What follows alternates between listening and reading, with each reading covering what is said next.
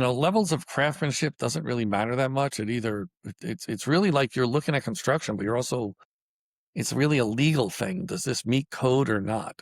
So if you have to have a minimum height of a ceiling of, like, let's say 6'8", you got to measure it and see if it's at 6'8", and if it's under 6'8", then it violates the codes. Welcome to the Real Estate Pros Show, where we interview real estate investing professionals from coast to coast, as well as the service providers that serve the real estate investing industry.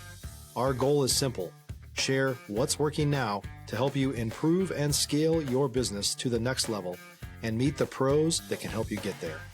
Real Estate Pros is powered by Investor Fuel, America's leader in helping real estate investors and professionals build the business you need to live the life you've always dreamed of. Let's start today's show. Property insurance for real estate investors doesn't have to be difficult, but it does need to be there to protect you when you need it. MyInvestorInsurance.com not only provides insurance at 15 to 30% cheaper than traditional agencies, it's built specifically for real estate investors like you. You can set up an account in about 2 minutes, get quotes on properties, turn on and turn off insurance for your fix and flip or rental properties in around 2 minutes without having to talk to anyone directly, all through our portal. There's no better way or faster way to make sure you've got the coverage you need to protect you, and no more lengthy policies either. Once you're set up, you're billed monthly and prorated by the day for however long your policy is active. It's powered by MSI, the third largest independent MGA, with 1.5 million customers and more than $1 billion in cumulative premiums written. Get set up today in about 2 minutes at myinvestorinsurance.com/fuel. Hi, everybody, and welcome to the Real Estate Pros Podcast. I'm your host, Scott Bursey, and today I'm joined by someone I've been really looking forward to chatting with, Harry Moscatiello, who's been making serious moves in the construction and municipal business. Harry, welcome to the show. Hey, how are you? Nice to be here. It is fantastic to have you here, and I think our audience is really going to take something away from Harry's ability to look at a space and see its hidden potential. Combing over 25 years of hands-on craftsmanship with a deep understanding of vision required to turn a house into a dream. Let's dive in, shall we? Good. So first off, for people who may not be familiar with your world, Harry, give us the short version. What's your main focus these days? Well, I was a hands-on contractor for like 20 years, but the last 10 to 15 years I've been primarily more involved. Well, the last 10 years I've been involved really working as a building inspector, an electrical inspector, and also zoning officer. And for people that are interested in real estate, they sometimes don't have a clue what goes on inside, these building departments and how to deal with them for compliance, which is very important if you want to grow in this business. So most people, there's hardly anybody that even teaches you anything. They don't even know what professionals to go to. A lot of times people go to a lawyer when you really probably be better off going to an architect or an engineer. So very good point. A lot to it. Yeah. It's complex. There's no question about that. And what specific markets are you operating in? I know that you have multiple markets, Harry. If you could elaborate on that just a bit for our audience. Well, primarily I'm in New Jersey, but I'm just starting to launch a company called fastelectricalplans.com, which is really going to be everywhere but New Jersey, because since I'm a licensed electrical inspector in New Jersey, there's a conflict of interest law. So basically, I'm starting more of a company that's national in scope, and I've never tried this before. It's a little hard with the marketing because I'm so used to meeting people in person, but it's basically a company where you can submit, if you're an electrician or an architect, if you needed electrical plans, you could email it to me, and I could turn around the next morning and you get your plans. Basically, you would email the plans with, and Zelle the money and it's a pre-priced stuff. So if you're putting in a generator, there's a prepaid price that you would have on my company list, and you would just email me that and Zelle the money to that email address, and the next morning you'd have your plans. So it'd be a quick turnaround. That is awesome. And Harry, what caught my attention about you was the way you've been able to maintain such a high standard of craftsmanship over 25 years in a competitive market like New Jersey. You haven't just stayed in business, you've evolved. Impressive improvements into a name that people associate with both reliability and high end styling. That's not easy, especially in today's climate. What's been the key to keeping that machine running smoothly? Stop living on an island and join the #1 mastermind in America for professional real estate investors. Investor Fuel is a community of hundreds of the nation's top investors working together to build stronger businesses and better lives. In addition to the amazing community of real estate investors acting as a board of advisors for one another, Investor Fuel members have access to 100% funding on purchase and repairs for our members only, a health insurance program, and benefits and discounts that more than pays for the membership of most of our members, meaning it's actually costing you money to not be a member of Investor Fuel. If you're looking to scale your business and build a business that allows you to live the life of your dreams, please visit investorfuel.com today and book a call with our team. I mean, I've always had a real knack for craftsmanship. I started out more as a carpenter, and we would do high-end kitchens. We would do decks, a lot of decks, and all kinds of stuff like that. But then later, I got involved in electric, and then AT&T became my biggest customer, and we were doing electrical stuff for the next 7 or 8 years. And electricity. I became an electrical inspector and everything, and I don't know. It's being an inspector. You see, a lot of people don't know this, but there's a code. When you're an inspector, you inspect to the code. You do not have a personal choice in the matter. If you don't like the way it's done, it doesn't matter. It has to go to the code. So, levels of craftsmanship doesn't really matter that much. It's really like you're looking at construction, but it's really a legal thing. Does this meet code or not? So if you have to have a minimum height of a ceiling of, like, let's say 6'8", you got to measure it and see if it's at 6'8", and if it's under 6'8", then it violates the code. So, being an inspector is like a different world, but you learn a lot of stuff, and primarily life safety issues. So you start out usually as a craftsman, but then as you learn the legalities, construction is really a set of laws with the way the craftsmanship is done, so like there has to be so many size windows, there has to be ways out of the house, there has to be, draft stopping in the walls to stop fires, things like that. Construction and carpentry are worlds apart. You can make furniture as a carpenter, but to get a CO, which is what we do. So when I work as a construction official, I'm the only person in that town that could issue a CO. Every building in America, you cannot use it without a CO, except maybe like a doghouse or something, But any building that's built, it passes all types of inspections, and then a CO is issued, and then it's allowed to be used for that occupancy. So there's Certainly a a lot of lot things of people just don't understand about this, and it's really nice to explain it to people. I get people that work in like city council, and they don't know like what the building department does, what the zoning department does, what the engineering department does. They don't even know, and it's good to know these different things if you want to be in this business. very complex, comprehensive, ramifications filled. No question about that. Now, speaking of craftsmanship, it's impressive that you've reached that level of autonomy. Was there one specific moment or a particular deal where you realized, hey, okay, this is actually working? I don't know, but construction was something that always went right for me. Like no matter what, even if we made a mistake, it worked out right. I remembered once we poured the footings in the wrong spot, and yet it worked anyhow. Like they were it just always was a natural tendency that it went right. So that's why I stuck with it. So, but I think that's like that with a lot of people, because when you're out there, especially as an inspector, you get a lot of people in that trade, and it's kind of like they call it a brotherhood or something, but you kind of all speak the same language and think the same way, so it's pretty interesting.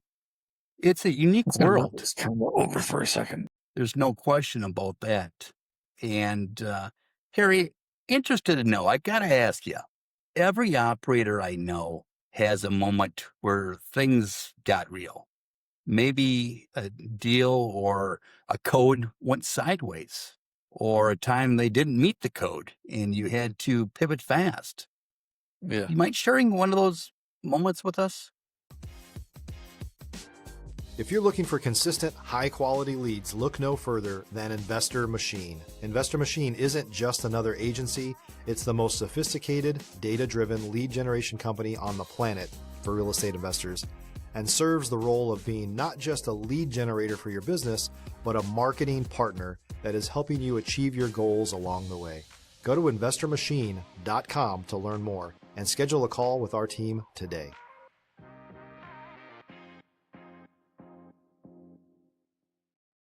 Well, I could say that I was also always involved in real estate, and in 20 years ago, we were doing more mortgages, like construction mortgages, and we were making a pretty lot of money. But then a company I was dealing with got in trouble with the SEC, and the whole thing got thrown into federal court for bankruptcy. And we got caught in these massive legal battle over our money being tied up in a company that had fraud going on. We didn't know there was fraud. And it was kind of a challenging thing, but we kind of got through it. You know, when everything was done correctly, I had lawyers. Actually, my lawyer got put in jail in the whole thing because I had gotten him from them, and it wasn't because of his representation with us. We were fine. It was actually kind of cool because the FBI was involved, and some lady was calling me to verify my signatures on some documents. And I told her I was into, building and stuff. And she wanted an addition on her house. She wanted to know if I would do her addition, the FBI lady investigating it. So, it was kind of like, it always worked out. Even when it got to be a mess, it eventually worked itself out. That case is still active. It's 20 years old. I sued the title company that insured our property. And basically, they gave us something, but because the case wasn't closed, and some of these bankruptcies, they go for more than 20 years. And we were never in bankruptcy. We were just a creditor. So we retained the right to sue them again, the title company and everybody involved, when it closes. So it's a possibility we do something. I don't know what we'll do, but over the years, we got a lot of the money back, and it kind of worked itself out. So that was good. That is good to hear. And now on I've always been involved in both, like going out and maybe nailing the wood together, cutting boards or something, and also on the whole business side of it. But I've also had crews where I had them working and I wasn't there. But it's always been one, it's all over the place. You never know what it's going to be. Some things are busy. 3 years later, it's going to be something else, So most of the work I did with AT&T weren't crews. It was just me by myself. And that was a very profitable thing. So I was always looking for the profit, basically. Mention a new venture on the horizon. What's the next real goal for you, Harry? I'm trying to launch my new electric. See, I'm trying to do stuff on a big national scale. Never done that before, and it's really, if I could get that to work, it'll be a new skill I have with marketing. So I've been on Facebook. I started a page called fastelectricalplans.com, and I've been making friends with electricians all across the country. And nobody's really needed it yet. But the thing is, we got to let it just sink in a little bit and just let it lay out there. And hopefully, and maybe eventually I'll make some phone calls or something. I don't know. We'll have to see how it develops. I know, because I know from being, I'm an electric subcode official. We review plans before. So when you go for a building permit, right, you submit your plans, they get reviewed.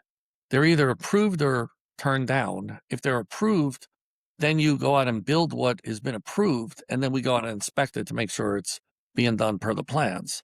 So as an electric subcode official, I've looked at large numbers of plans, and I can tell you that, and some I've approved, some I've failed. Electricians really don't like drawing plans. Most of the ones I've met, they like working in the field and stuff like that. And then architects too, they really are licensed to sign electrical plans, yet at the same time, they're not trained at all for it. So they delegate it out. So I can't really sign the plans, An architect can sign the plans. He could review it or whatever, but I could draw the plans for anybody. I can draw them for anybody, but like a homeowner or electrician. But the electrician would sign it. But usually I go over with them what we're doing. We know, we know all the different conductor sizes. It's a whole world to electric, But architects don't even know that. But they just kind of like, because an architect's going to sign it, then it's going to go to a licensed electrician. They're going to know if something's wrong on the plans anyhow.